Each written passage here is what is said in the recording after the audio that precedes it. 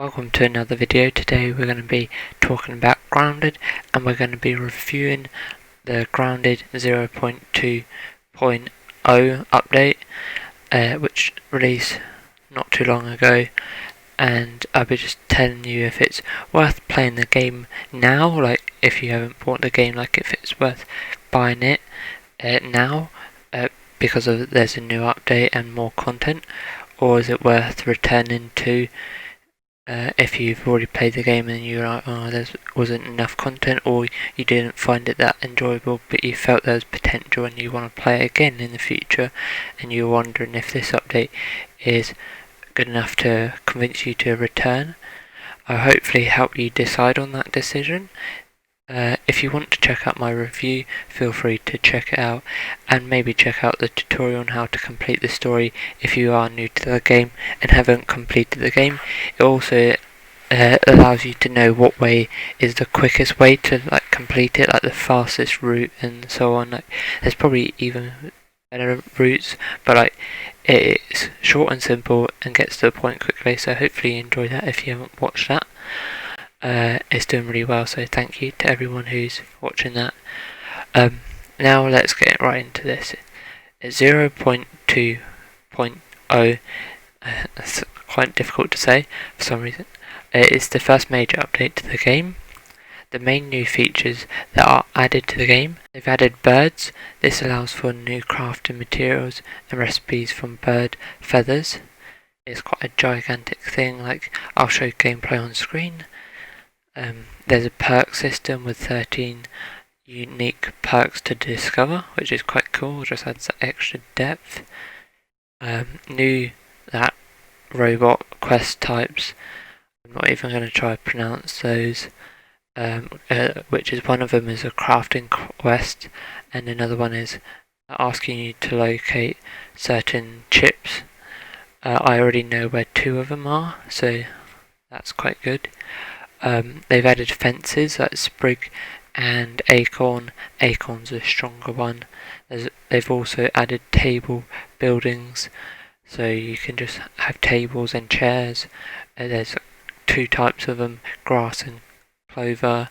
The clover one is a more circular one, as you can see on screen, and I think it looks more nicer, but the grass one's just bigger and longer, like a typical dining table. They've added water fleet, ambient insecta, flooded biome. There are a range of other changes slash tunings. There's a variety of combat changes, which is quite nice in my opinion to see that they have done that, because there were a few issues I had with some parts of the combat in my review. You can see that part. There's a great range of interface changes, which makes sense, like they've updated raw science UI icons to be more consistent across the game. Just makes it a bit more consistent and better UI. In my opinion, I don't really like this style they've gone for, but it makes sense they've kept with that theme, and it makes sense in my opinion. The world sadly has not changed that much. There's the mysterious lab in the world, I'm not going to spoil it and whatever, but there's another lab and it's not opened, which is a bit annoying because they haven't completed the story or continued with that yet. They have done some small changes, there's a few footprints around the map, which is quite interesting, and it's getting everyone a bit curious on what's yet to come. One major change is that items left in the world, not in a container, etc., for 48 to 72 in-game hours will eventually despawn once out of range of all players. Items loaded from a saved game from version 0.1.x, whatever version that was, will have all item timers start at 0 to give players a chance to react to this change, which is fair enough and makes sense, and it's quite nice. I am pleased to see that they've fixed a range of issues with building. I did come across that building could be frustrating at times. This is positive signs to making builders smoother and more enjoyable, and more welcoming. Like, it is quite a good system in place, but there was like some bugs and whatever. Obviously that was as expected, but it's still quite a good system, and those issues are less noticeable now. Their general gameplay optimizations, these are just basic things that happen once a game is released and people have their hands on the game. It just happens naturally, usually. There are various bug fixes as well. So overall, do I think this game is good? For bug fixes and optimizations, it's great. Like, it's just doing the standard stuff you'd expect after a game's release. But the game does not have enough content still, and does not have enough replayability factors for me, in my opinion. And they have not added to the short story, and the story does need adding to urgently, even though it shouldn't be rushed, but it still needs adding, I think.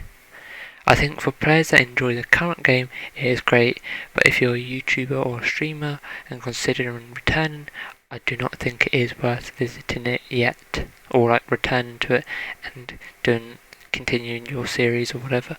Maybe it would be a game you return to every couple of months, since they do one update a month. Like, you could come every 3 months and play it then, when they've added a range of stuff and it makes it more enjoyable to explore. So I just don't think it is worth returning yet or playing the game yet. But at the end of the day, it's up to you, and I hope you enjoyed this video and found it useful. It is a part of the Xbox Game Pass, so you can try it there as much as you want, as long as you got the subscription. So yeah. And even if you got Steam, you can get a refund if that's what you want to do and you don't enjoy it straight away, or within the time frame they allow for refunds. I'm not really sure because I've never done it, but yeah. Hopefully you enjoyed this video.